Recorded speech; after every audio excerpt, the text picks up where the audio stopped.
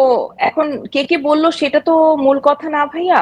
জুলাইয়ের গণ অভ্যুত্থানে ছাত্রদের সাথে আমি এক কাতারে দাঁড়িয়েছিলাম শুধুমাত্র আমার মনুষ্যত্ব থেকে।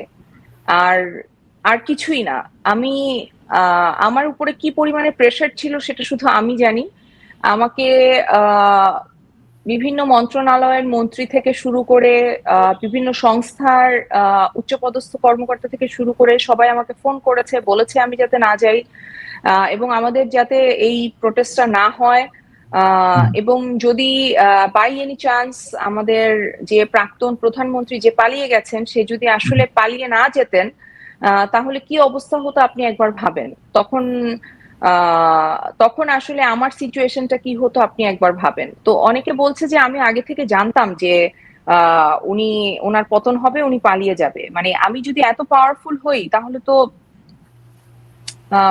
Most welcome. মানে আমার ভালো লাগছে এটা ভাবতে যে আমি এত পাওয়ারফুল, যে আমি জানতাম ওই দিন 1লা অগাস্ট আমি জানতাম যে আসলে শেখ হাসিনা পালিয়ে যাবে 5th অগাস্ট।